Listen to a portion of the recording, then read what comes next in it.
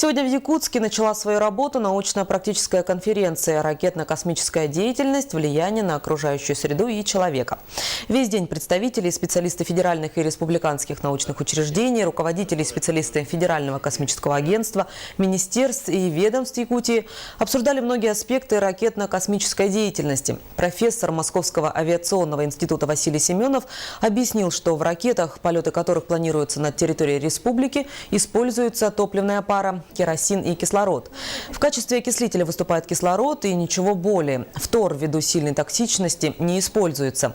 Также он рассказал, что ракеты-носители доставляют на геостационарную орбиту аппараты, обеспечивающие сегодня надежную связь, интернет, работу телевидения, спутниковой навигации. С помощью спутников осуществляется космический экологический мониторинг, мониторинг лесных пожаров и метеорологические наблюдения.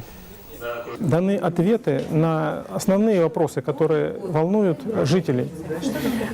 Как влияет именно космическая деятельность, как влияют отделяющиеся части ракет, в чем состоит их опасность, какой опыт использования полей падения в Байконуре, в Алтае, в других регионах, какие практические меры по уменьшению этого воздействия. Собственно говоря, были, конечно, и острые вопросы, не без этого.